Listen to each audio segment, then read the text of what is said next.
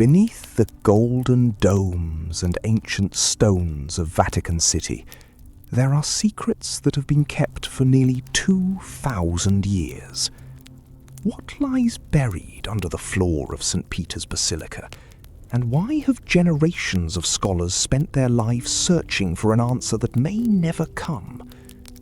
Deep within the Vatican Apostolic Archives, millions of documents rest in silence.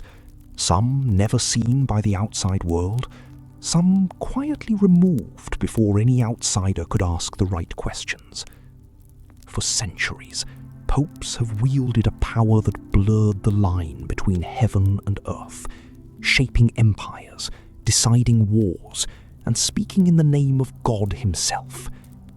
From the hidden chambers beneath ancient Rome to the shadowed corridors of the most powerful religious institution in history, the Vatican holds stories that most people will never hear. Tonight, we begin a journey through nearly 2 millennia of faith, ambition, mystery, and carefully guarded truth.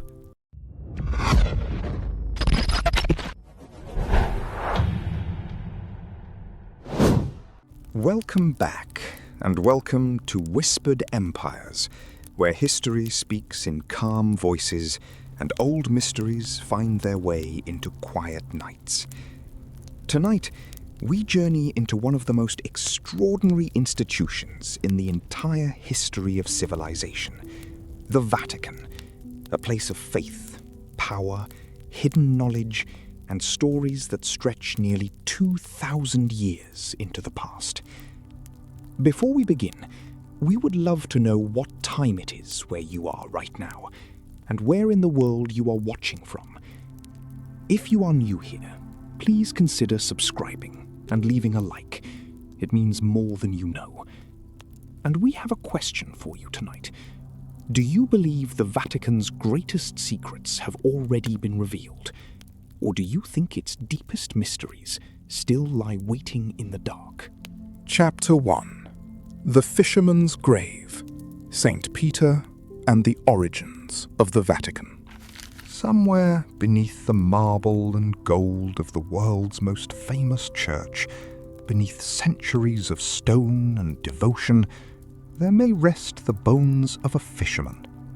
His name was Simon, son of Jonah, born around the first year of the Common Era in Bethsaida, a modest village on the northern shore of the Sea of Galilee.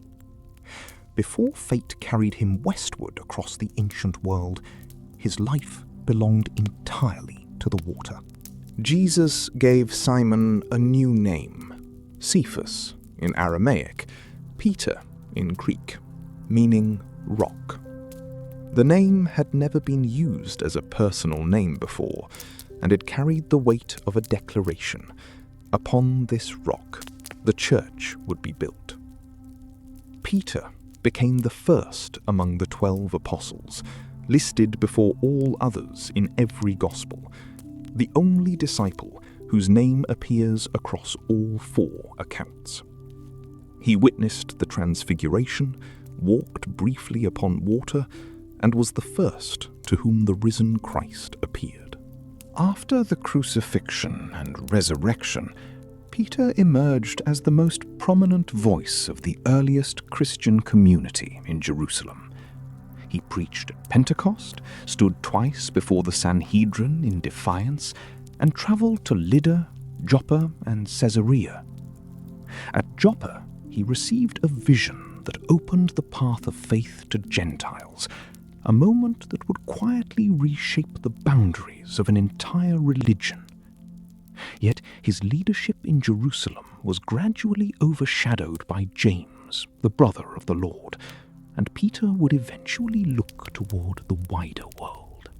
Tradition carries Peter westward, far beyond the hills of Galilee and the streets of Jerusalem, to the heart of the Roman Empire itself.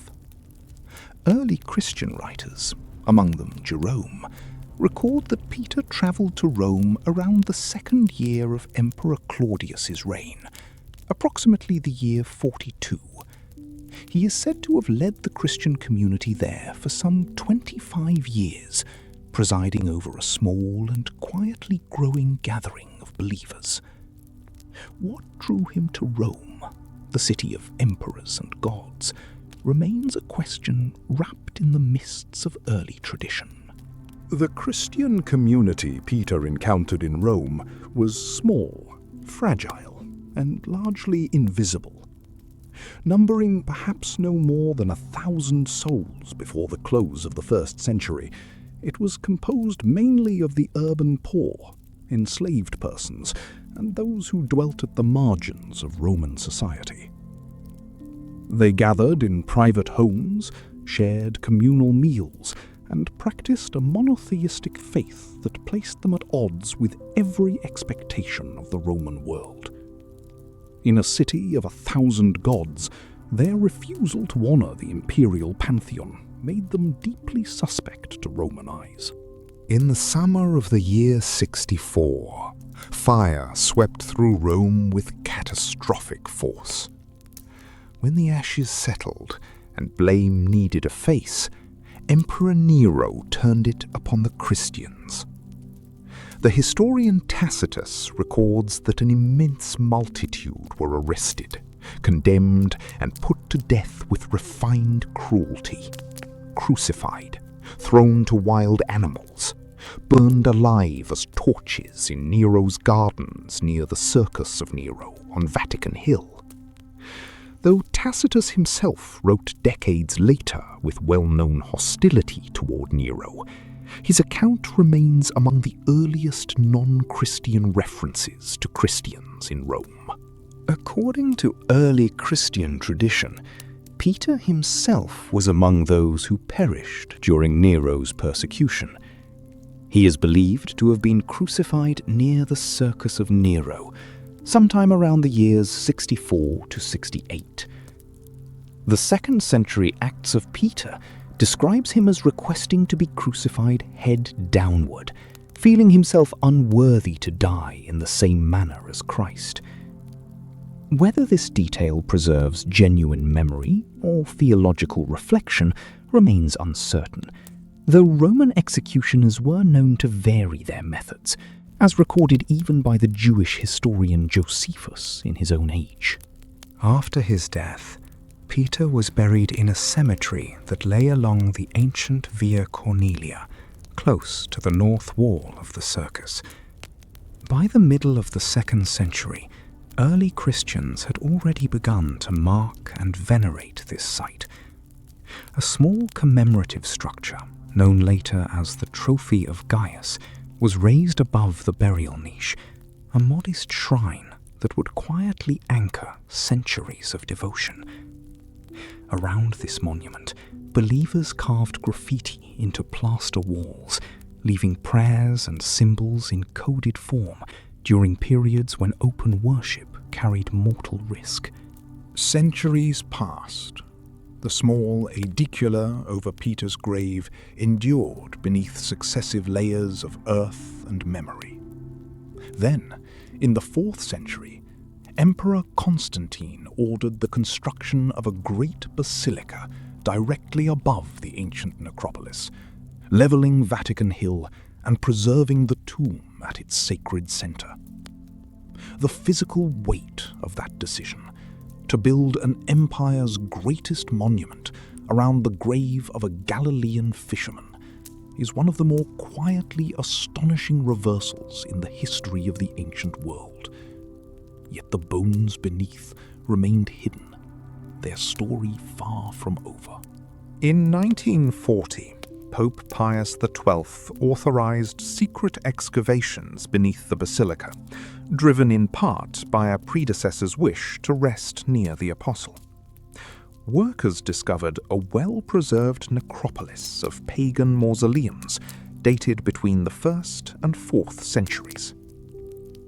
Deep within this buried city of the dead, near the Red Wall, a 2nd century structure covered in ancient graffiti, excavators found a small marble-lined repository wrapped in gold and purple cloth. Inside were the bones of a single robust man, who had died somewhere between the ages of 65 and 70, his life written into the density of ancient bone. Epigraphist Margherita Guarducci studied the graffiti inscriptions of the Red Wall and deciphered words that early Christians had scratched into the plaster, words that appeared to read, in Greek, "Peter is here." In 1968, Pope Paul VI announced that the relics had been identified in a manner considered convincing, though scholars have debated the claim ever since. No definitive proof has silenced the question, and the tomb beneath the altar remains a place where history and faith dissolve gently into one another, as they so often do in the oldest stories of the ancient world. With the bones of St. Peter resting beneath the stone and gold of what would become the greatest church in Christendom, the small community he helped found was about to face trials that would test its survival and, against all expectation, transform a persecuted faith into the religion of an empire. Chapter 2. From Persecution to Power. Constantine, the Early Church, and the First Basilica. For nearly 3 centuries, to be Christian in the Roman world was to live under the long shadow of danger. From the reign of Nero, who lit his gardens with burning bodies after Rome's Great Fire, to the systematic campaigns of Diocletian and Galerius, Christians faced imprisonment, forced labor, exile, and death. Scriptures were burned, churches destroyed, and believers compelled to sacrifice to gods they did not worship. Yet the faith endured, passed quietly through trusted networks, whispered in hidden rooms. Believers gathered in private homes, in rooms above shops, and in the underground burial complexes known as catacombs. These subterranean labyrinths, first carved by Jewish communities and later adopted by Christians, stretched beneath the hills of Rome, with their narrow passages and small family chambers. They were sacred cemeteries, places of memorial meals and quiet remembrance, not the secret worship halls that legend sometimes imagines. Still, the catacombs bound scattered communities together, their walls inscribed with prayers and their air heavy with the memory of the dead. The final great persecution came under Emperor Diocletian and his co-emperor Galerius between 303 and 311 CE.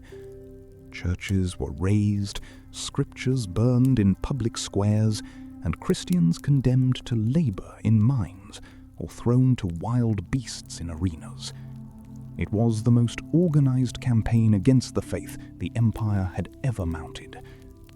Then, in 311 CE, Galerius issued the Edict of Serdica, ending the persecution. Within 2 years, an emperor unlike any before him would rise, and the world the Christians had known for 3 centuries would quietly begin to dissolve. Constantine was born in the later decades of the 3rd century in Nisus, a provincial city in what is now Serbia. His father was a military officer who would rise to become Caesar of the Western Empire, and his mother Helena, whose exact status remained uncertain, would eventually become one of Christianity's most venerated figures. Constantine spent his formative years at the court of Diocletian in Nicomedia, where he witnessed the height of Roman imperial power and, perhaps, the persecution of Christians from a privileged distance. In 306 CE, upon his father's death in Britain, the legions proclaimed him Augustus. On the eve of October 27, 312 CE, Constantine marched toward Rome to confront his rival Maxentius for control of the Western Empire. 2 ancient accounts describe what followed, each differing in detail. One tells of a dream commanding him to mark his soldiers' shields with a sign of Christ. Another, written by Eusebius, describes a vision of a luminous cross above the sun, accompanied by the Greek words meaning, "In this sign, conquer." Whether vision or dream, Constantine ordered the sacred Chi-Rho symbol carried into battle. Outnumbered nearly 3-1, his faith placed before the walls of Rome. On October the 28th, 312 CE, Constantine's cavalry drove Maxentius's far larger force into the Tiber River at the Milvian Bridge. Maxentius drowned in the chaos of the rout, and Constantine entered Rome the following day to receive a civilian triumph. Notably, he declined to offer sacrifice at the great temple of Jupiter, breaking the ancient custom that had long bound every Roman victory to the pagan gods. The battle did not merely settle a civil war. It began the slow transformation of an empire, as an emperor who attributed his victory to the Christian god turned the weight of Roman power toward a faith that had survived 3 centuries of persecution. In February of 313 CE, Constantine and his co-emperor Licinius met in Milan and agreed upon a proclamation that would reshape the Roman world. The Edict of Milan granted all persons freedom to worship as they chose, ending state-sanctioned persecution of Christians and mandating the return of confiscated church properties. It gave Christianity legal standing, though it did not yet make it the official religion of the state. For communities that had worshipped in secret for generations, it was the first true silence of the storm. The long night of persecution was over, and a different kind of history was beginning to unfold beneath the Roman sun. Constantine's patronage transformed the material existence of the Christian Church almost beyond recognition. He transferred the imperial Lateran palace to the Bishop of Rome, granting the papacy its first great residence and administrative centre. Clergy received tax exemptions, confiscated properties were restored, and Sunday was declared an official day of rest across the empire in 321 CE. He promoted Christians to positions of imperial leadership, though much of his administration remained non-Christian throughout his reign. Then, between 326 and 333 CE, he commissioned a structure of profound symbolic meaning atop Vatican Hill, directly above the believed burial place of the Apostle Peter. Old St. Peter's Basilica rose slowly over the sloped necropolis of Vatican Hill, an enormous undertaking that required the levelling of much of the hillside to create a stable foundation. The building stretched more than 350 feet from entrance to apse, its timbered roof soaring more than 100 feet above the central nave. 5 aisles, separated by marble columns salvaged from older pagan monuments, gave the interior a deep, quiet grandeur. At its heart, the altar was positioned directly above the tomb, above the small memorial chamber that Christians had venerated during the centuries of persecution. Stone and faith had been made inseparable. In 325 CE, before the basilica was complete, Constantine convened the first great ecumenical council of the Christian Church at Nicaea. Bishops gathered from across the empire to resolve the Arian controversy, a dispute over whether Christ was of the same divine substance as the Father, or a created being subordinate to him. The council produced the Nicene Creed, affirming the co-eternal divinity of Christ and condemning Arian theology as heretical. Constantine presided, viewing doctrinal unity as essential to imperial unity. From that gathering, the authority of the Bishop of Rome and the institutional shape of the Church began slowly to crystallize into something enduring and formidable. Constantine never saw the basilica completed. He died in May of 337 CE, receiving baptism only on his deathbed. The great church above Peter's tomb was consecrated around 360 CE, rising as a monument to a transformation few in the earlier centuries could have imagined. From the catacombs to the colonnaded nave, from the hidden fish scratched into stone, to the altar raised over an apostle's grave, the faith had travelled an extraordinary distance. The Basilica Constantine raised over Peter's tomb was only the beginning of a far longer story, for as the centuries passed and the Roman world fell into shadow, the popes who presided over that sacred hill would slowly claim an authority that no emperor had ever quite managed to contain. Chapter 3. The Medieval Papacy, Thrones, Shadows, and the Kingdom of Heaven. Long before the modern world drew its borders, a different kind of sovereignty took shape across the hills of central Italy.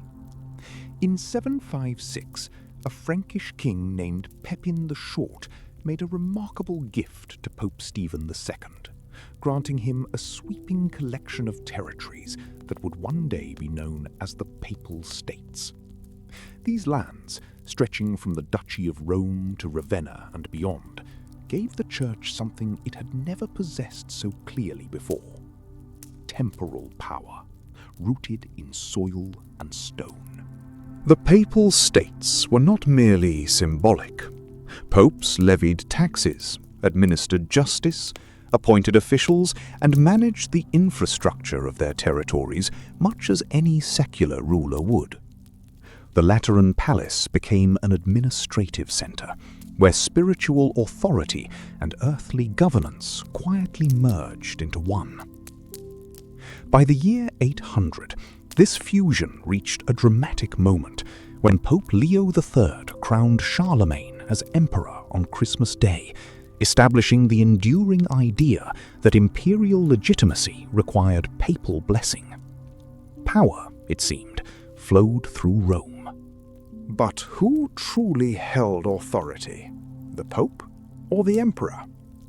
This question ignited one of the most consequential conflicts of the medieval age, the investiture controversy. At its heart lay a deceptively simple dispute over who had the right to appoint bishops and invest them with the sacred symbols of their office. Behind that question, however, lay a far deeper struggle over the soul of medieval Europe, over simony, over corruption, and over whether the Church could govern itself free from the hands of kings. Pope Gregory VII, born Hildebrand of Sovana, made claims that shook the foundations of medieval governance.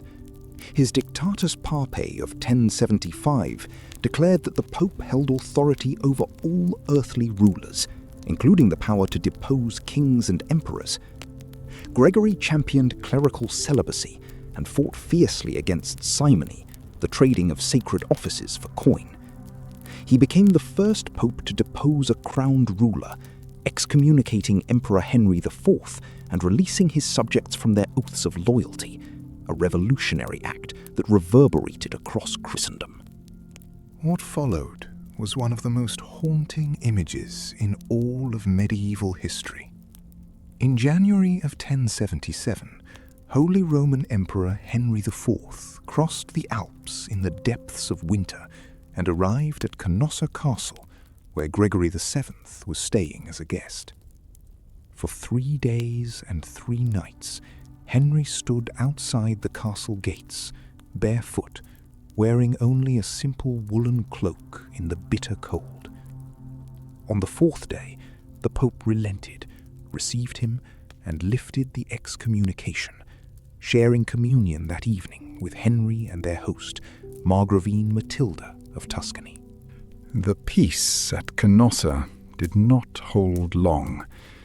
Within 3 years, Gregory VII excommunicated Henry for a second time, and the two men spent the remaining years of their conflict waging war across Germany and Italy. Henry installed an anti-pope, Clement III, as a rival claimant, and his armies eventually captured Rome, sending Gregory into exile. The broader struggle continued long after both men were gone, finding its formal resolution only in 1122 at the Concordat of Worms, where a careful compromise divided spiritual and secular investiture between Pope and Emperor. The papacy reached its greatest height of influence under Pope Innocent III, who rose to the throne in 1198 while still in his mid-30s. He declared himself the Vicar of Christ, a title that elevated the papacy above every earthly ruler. He confronted kings, issued interdicts, suspended worship across entire kingdoms, and oversaw the sweeping reforms of the Fourth Lateran Council in 1215. He also called crusades, including the notorious Fourth Crusade of 1202, which was meant to recover Jerusalem, but ended instead with the sack of the Christian city of Constantinople in 1204. The medieval church was not only a spiritual institution, but a legal one. Popes wielded excommunication against individual rulers, stripping them of spiritual standing and releasing their subjects from oaths of loyalty. Interdicts fell over entire kingdoms, silencing church bells, suspending the sacraments, and filling populations with spiritual dread. Pope Innocent III placed an interdict upon England in 1208 to compel King John into obedience. These were not empty threats. In a world where the Church held the keys to salvation, such weapons carried a weight that no army could easily match. Corruption, too, had long settled within the Church's halls. Simony, the buying and selling of ecclesiastical offices, had been condemned since the earliest centuries, but spread widely through the 9th and 10th centuries as church positions accumulated wealth and influence. By the eve of the Reformation, simoniacal clerics held offices at every level of the hierarchy. Most notoriously, Rodrigo Borgia purchased his way to the papal throne, becoming Alexander VI in 1492 through outright bribery. He then distributed offices to relatives and acknowledged fathering children, his papacy becoming a symbol of an institution straining under its own contradictions. The papacy's authority was further shaken when it abandoned Rome entirely. In 1309, Pope Clement V moved the papal court to Avignon in southern France, beginning a residency that would last 67 years. All 7 legitimate Avignon popes were French, and French cardinals filled the college in overwhelming numbers. The Italian scholar Petrarch compared the Avignon papacy to the Babylonian exile. When the court finally returned to Rome, the damage was already done. Discontented cardinals elected a rival pope to remain in Avignon, and for 40 years the Church suffered the Great Schism, with 2 and then 3 simultaneous papal claimants. The Great Schism was finally resolved at the Council of Constance, which met from 1414 to 1418. Cardinals arranged the resignation of one claimant, deposed 2 others, and elected Pope Martin V, restoring a single pope to Rome. Yet something fundamental had shifted.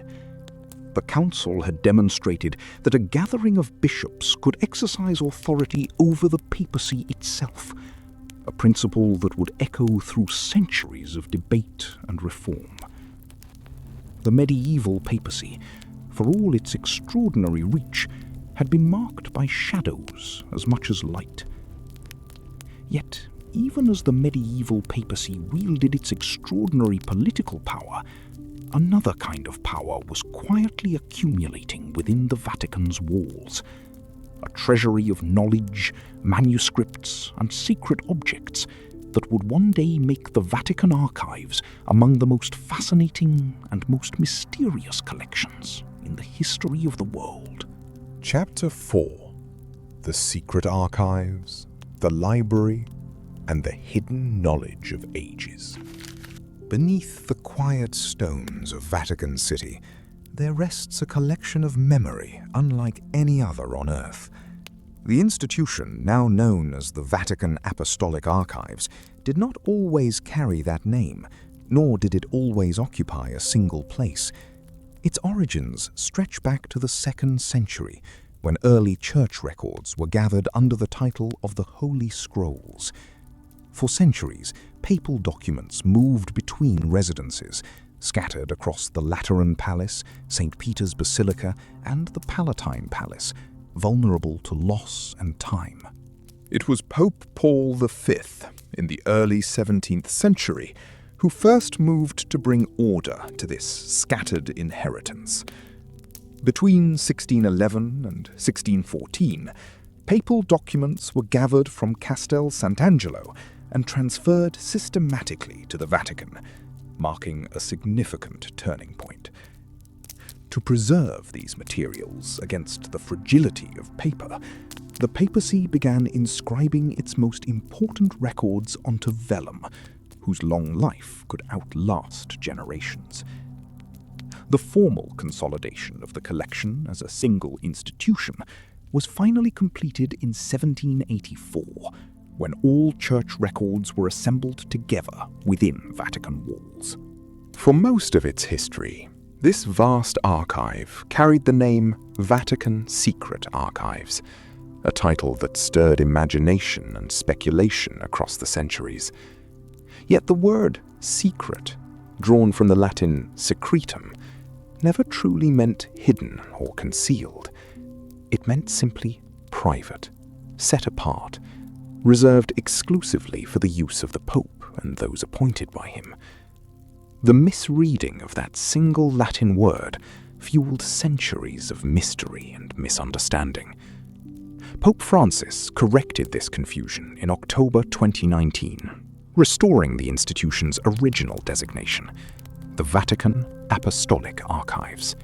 Alongside the archives, another great institution quietly took shape within Vatican City, the Vatican Apostolic Library. Pope Nicholas V, who reigned from 1447 to 1455, conceived its foundational vision, merging inherited manuscripts with his own extensive acquisitions to build a collection of roughly 1,200 volumes by his death. He described his ambition as creating a public library for the common convenience of the learned, a revolutionary idea for its time. His successor, Pope Sixtus IV, transformed that dream into reality in 1475, formally establishing the library and appointing Bartolomeo Platina as its first librarian. Among the countless manuscripts resting within the Vatican Library, one stands apart from all others. The Codex Vaticanus, a 4th century Greek manuscript written on vellum, contains most of the Old and New Testaments and represents one of the oldest nearly complete surviving copies of the Christian Bible. Scholars consider it the premier biblical manuscript in existence, the one that comes closest overall to the original wording of the Greek New Testament. Its influence on modern biblical scholarship is profound, forming the foundation of the landmark Westcott and Hort edition published in 1881 and shaping all critical biblical editions that follow. The archives stretch across more than 85 linear kilometers of shelving, holding over 35,000 catalogued volumes and millions of individual documents. Their contents span roughly 12 centuries, from the 8th through the 20th, touching nearly every era of Western civilization. Among these shelves rest the handwritten trial transcript of Galileo Galilei, the 1521 papal bull excommunicating Martin Luther, and Henry VIII's 1530 petition requesting the annulment of his marriage. Letters from Michelangelo complaining about unpaid wages for the Sistine Chapel also reside here. Quiet voices from the Renaissance, preserved in ink and vellum. The archives also preserve the complete documentation from Galileo's trial before the Inquisition in 1633. These records include the full trial protocol, witness testimonies, Galileo's handwritten defense, and the formal abjuration in which he recanted his support for the heliocentric model of the cosmos. The surviving records of the Knights Templar trial are held here as well, including the remarkable Chinon parchment, long believed lost, which documents Pope Clement V's secret absolution of the Templar leaders in 1308. The parchment lay misfiled and overlooked for centuries, until Italian historian Barbara Frail rediscovered it in September 2001. For most of the archive's existence, its doors remained firmly closed to the outside world. Until 1881, even Christian scholars were refused access to its holdings, a restriction that deepened the institution's mystique across generations. It was Pope Leo XIII who finally opened the archives to qualified researchers, a decision that transformed the institution into one of the world's most important centers of historical scholarship. Since that opening, more than 1,000 scholars each year have traveled to Rome to examine documents within these ancient rooms, slowly drawing the archive's hidden knowledge into the light of study and understanding. Yet, not all of the archive's original contents survived intact to reach the present day. The most devastating loss occurred during the Napoleonic era, when Napoleon Bonaparte ordered the seizure of the entire Vatican archive in 1809. More than 3,000 crates of documents were transported to Paris at enormous cost, stored at the Hôtel de Soubise. When Napoleon fell and efforts began to return the materials to Rome, inadequate funding forced Vatican officials to sell some documents by weight as waste paper. Historians estimate that between 1/4 and 1/3 of the materials sent to Paris never returned, a loss that remains permanent.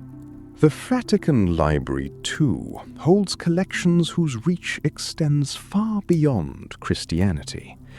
Among its approximately 75,000 codices rest the oldest known nearly complete Bible, ancient Orphic hymns surviving in no other manuscript, early Coptic papyri, and over 100 Quranic manuscripts from various traditions.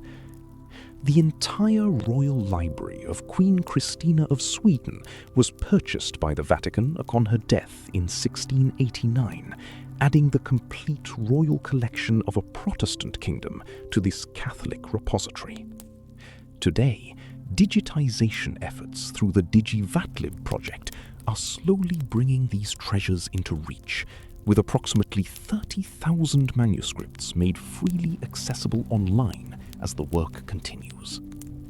Scholker, who have spent decades within these walls, describe their contents not as fantastical secrets, but as something more quietly remarkable: the accumulated bureaucratic and spiritual memory of an institution spanning 12 centuries. The documents speak of human complexity, political struggle, intellectual ambition, and moments of both grace and failure. Some records from after 1958 remain restricted, and practical barriers of processing and volume mean that portions of the collection may never be fully known. And yet the archive endures, patient and still, holding its written memory close. If the archives hold the Vatican's written memory, then the Renaissance that followed would give it something equally powerful: a visual and architectural legacy so breathtaking that it would speak to the world in a language beyond words. Chapter 5: Art, Ambition, and the Renaissance Papacy. Michelangelo, Mystery, and the New St. Peter's. Beneath the soft amber light of a Roman dawn, the ancient Basilica of St. Peter stood tired and leaning, its walls carrying 12 centuries of silence. By the early 16th century, one of its great side walls had tilted nearly 6 feet from the vertical, whispering of imminent collapse. Pope Julius II, born Giuliano della Rovere, looked upon this crumbling inheritance and made a decision that would shake Christendom. In 1505, he resolved not to restore the old church, but to replace it entirely with something the world had never seen. Julius II was unlike any pope who had come before him. He chose his papal name in deliberate homage to Julius Caesar, and he governed with the energy of a conqueror, personally leading papal armies across the Italian landscape to reclaim territories lost to France. Yet beneath the armor of the warrior pope lived an insatiable hunger for beauty and legacy. He commissioned Donato Bramante to conceive an entirely new St. Peter's Basilica, a structure of perfect symmetry and celestial grandeur, its foundation stone laid on the 18th of April, 1506. Bramante's original vision for the new basilica was breathtaking in its purity. He conceived a great centrally planned church formed in the shape of a Greek cross, its 4 equal arms radiating outward beneath a massive hemispherical dome that echoed the grandeur of ancient Rome. Critics called him Maestro Ruinante, the master wrecker, for his willingness to demolish the old to make way for the new. At the time of his death in 1514, the new construction had barely begun to take shape, and the design would pass through many hands before the great dome finally rose above the Roman skyline. The construction of St. Peter's would outlive every pope who championed it, consuming over a century of vision, labor, and rivalry. Raphael briefly guided the project after Bramante, proposing a longer Latin cross plan before his own early death in 1520. Then came Michelangelo, appointed chief architect by Pope Paul III in 1547 at the age of 71. He returned the design to Bramante's centralized vision, greatly enlarged the supporting piers, and began reshaping the dome into a soaring double-shelled structure that would rise 131 meters above the earth. Michelangelo did not live to see the dome completed, but his vision endured. Giacomo della Porta, working alongside Domenico Fontana between 1588 and 1590, carried the dome to its final height, raising its outer profile above the drum in a graceful upward curve. On the 18th of November, 1593, the gilded bronze sphere and cross were placed upon the lantern, completing the silhouette that would define Rome for centuries. Carlo Maderno then extended the nave in the early 17th century, and Pope Urban VIII consecrated the finished basilica on the 18th of November, 1626, exactly 1,300 years after the original Constantinian church. Long before the new basilica rose, another chamber had been quietly gathering masterpieces beneath the papal palace. The Sistine Chapel was built between 1473 and 1481 under Pope Sixtus IV, consecrated on the 15th of August 1483 and dedicated to the Virgin Mary. It served as the principal chapel of the papal court, the intimate gathering place where some 200 members of the papal household would assemble with the Pope for prayer. It was in this long vaulted hall, painted first with a starry night sky, that Julius II would one day turn to a reluctant sculptor and demands something extraordinary. Michael Alexander received the commission to paint the Sistine Chapel ceiling in 1508, and he resisted it. He considered himself a sculptor, not a painter, and was already consumed by the enormous task of designing Julius II's tomb. Yet the forceful Pope would not hear refusal, and on the 8th of May 1508, the contract was signed.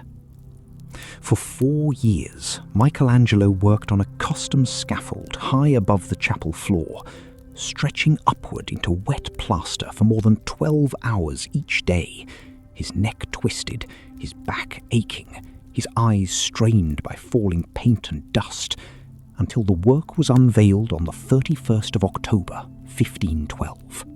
The completed ceiling unfolds across 300 figures arranged in 9 great scenes from the Book of Genesis. From the separation of light and darkness to the stories of Noah, the narrative moves from divine creation through human failure toward the promise of redemption. Surrounding these central panels, prophets and sibyls lean and gesture in monumental painted niches, both Jewish and pagan voices pointing toward the same distant salvation. Art historians have long noticed subtler things hidden within the vast composition, including what some scholars interpret as an anatomical cross-section of the human brain, concealed within the space between God and Adam in the creation scene. While Michelangelo labored on the ceiling, another painter was quietly transforming the papal apartments nearby. Raphael, summoned to Rome at the age of 25, covered the walls of the Stanza della Segnatura with 4 great fresco cycles representing philosophy, theology, the arts, and justice. Among them, the School of Athens gathered every great mind of classical antiquity beneath a sweeping painted arch, with Plato bearing the face of Leonardo da Vinci, and the brooding Heraclitus carrying the features of Michelangelo himself. Raphael even placed his own quiet self-portrait near the edge of the composition, a painter's signature hidden among philosophers. The vast cost of building the new St. Peter's demanded extraordinary funding, and Pope Leo X authorized the sale of indulgences across Europe. In Germany, the Dominican friar Johann Tetzel traveled from town to town with a famous phrase: "When a coin in the coffer rings, a soul from purgatory springs." A theology professor in Wittenberg named Martin Luther watched this spectacle with growing horror. On the 31st of October, 1517, he sent a letter to Bishop Albrecht of Brandenburg and reportedly nailed his 95 theses to the church door, denouncing the commercialization of divine grace and igniting a fire that would fracture Western Christendom. The church that had built the Sistine Chapel and raised the dome of St. Peter's now found itself navigating storms it had never anticipated. Pope Paul III convened the Council of Trent in 1545, a gathering that would meet for 18 years to reaffirm Catholic doctrine, reform clerical abuses, and answer the Protestant challenge with both discipline and renewed spiritual purpose. The art, the architecture, the arguments over grace and stone and heaven had all converged into a single turbulent century. The stones of St. Peter's had barely settled when the Vatican found itself confronting an entirely different kind of challenge, one that would force it to grapple not with artistic rivals or rebellious kings, but with the relentless advance of science, the weight of modern history, and mysteries that no amount of power or stone could simply contain. Chapter 6: Sacred Relics, Hidden Secrets, and the Mysteries that Remain. Within the walls of St. Peter's Basilica, 4 great piers rise toward the dome, each sheltering a relic of remarkable significance.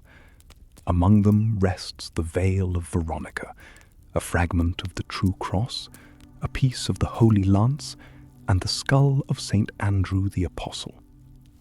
These objects have drawn pilgrims across centuries, carried in hands both trembling and reverent.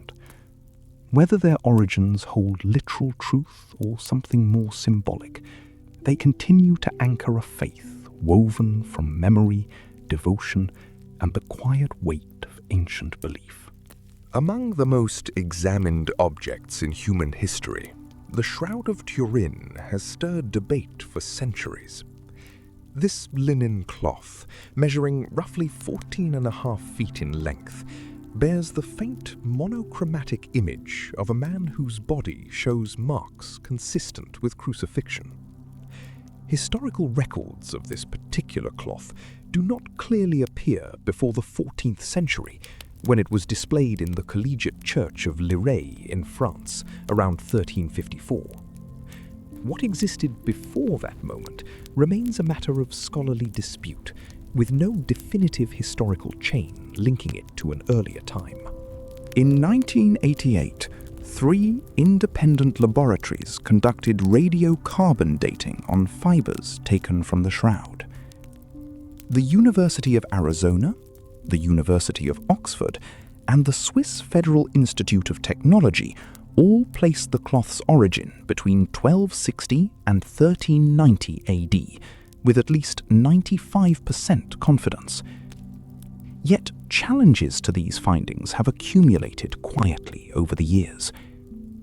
A 2019 analysis published in a peer-reviewed Oxford journal concluded that the sampled fibers lacked homogeneity, raising questions about whether the tested material truly represented the whole cloth.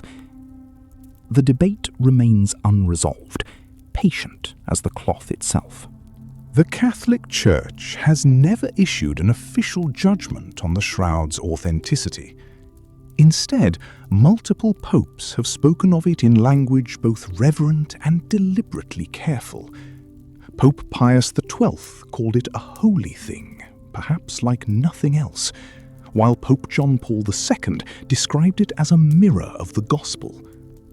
Pope Francis, in 2013, referred to it simply as an icon of a man scourged and crucified.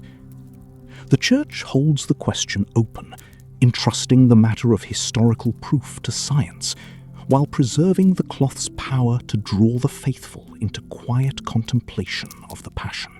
The Holy Grail does not appear in early Christian texts or records of the ancient Church. It emerges instead in the late 12th century, within the pages of French Romance literature, beginning with Chrétien de Troyes' unfinished work Percival, the Story of the Grail, written around the 1180s. Scholars including Roger Sherman Loomis have identified the Grail legend as a synthesis of Celtic mythology and Christian Eucharistic symbolism, drawing from pre-Christian Welsh tales of life-giving cauldrons. The Vatican holds no candidate object officially claimed to be the Grail, and no credible historical evidence places such an object within its collections. Beneath St. Peter's Basilica, hidden 5 to 12 meters below the church floor, lies an ancient Roman necropolis. Excavations conducted between 1940 and 1949 under Pope Pius XII revealed mausoleums, preserved frescoes, mosaics, and marble structures belonging to Romans of many walks of life. Among the most significant discoveries was a 2nd century funerary monument known as the Trophy of Gaius, built against the ancient red wall directly beneath the high altar. Bone fragments found nearby, belonging to a robust male aged 60 to 70 years, are believed by many scholars and church figures to be the remains of St. Peter himself. In 1633, Galileo Galilei stood before the Roman Inquisition, charged with vehement suspicion of heresy for defending the heliocentric model of the solar system. The conflict had its roots in a 1616 precept forbidding him from teaching or defending such ideas, a precept Galileo had failed to disclose when seeking approval for his 1632 dialogue concerning the two chief world systems. The tribunal found him guilty. He was sentenced to lifelong house arrest and compelled to formally renounce the view that the Earth moved around the Sun. All records of his trial have been preserved within the Vatican Archives to this day. Galileo spent his remaining years under house arrest at his home in Florence, never freed by the church that had condemned him. Despite his confinement, he completed his most mathematically rigorous work, the discourses and mathematical demonstrations concerning two new sciences, which was smuggled out of Italy and published in Holland. In 1634, his daughter Virginia, known as Sister Maria Celeste, died, leaving him grief-stricken and unable to work for many months. He died in 1642, his name still marked by the Inquisition's sentence. It was not until 1992 that Pope John Paul II acknowledged the Church had erred, calling the episode a tragic mutual incomprehension. Roberto Calvi, chairman of Banco Ambrosio and nicknamed God's Banker for his close ties to the Vatican windows, was found dead beneath London's Blackfriars Bridge on June 18, 1982. His pockets held bricks, foreign currency, and a false passport. British investigators initially ruled the death a suicide, but a second inquest returned an open verdict, and forensic examination in 1998 revealed injuries inconsistent with hanging.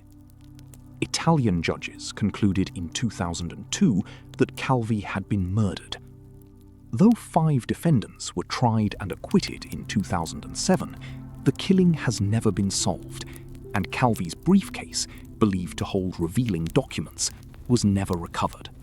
On June 22, 1983, 15-year-old Emanuela Orlandi, a Vatican citizen and daughter of a papal household employee, disappeared while returning home from a music lesson in Rome. Her case drew international attention when an anonymous group claimed responsibility, demanding the release of the man who had attempted to assassinate Pope John Paul II.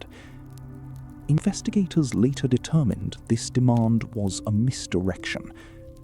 Theories connecting her disappearance to Vatican bank activities, to organized crime, and to obscure political pressures have circulated for decades. In January 2023, the Vatican opened its first official investigation into the case, and in November 2024, a key dossier was identified, renewing fragile hope. Scholars who have examined the Vatican's recent decades note genuine steps towards openness, including the 2020 release of wartime archives from the pontificate of Pius XII and ongoing financial reforms of the Vatican Bank. Yet significant portions of the archives remain sealed, particularly records generated after 1939, and financial operations continue to lack full public transparency. Beneath Vatican Hill, large sections of the ancient necropolis remain unexcavated, and tunnels referenced in historical accounts have never been fully mapped. Questions surrounding sacred relics, trials, disappearances, and hidden finances have no clean resolutions. And so, we arrive at the place where all great historical journeys eventually lead, not to a final answer, but to the quiet recognition that some doors remain closed, some lights have never been lit, and the full story of the Vatican, like the deepest faith it was built to serve, may always hold more mystery than any single telling can resolve.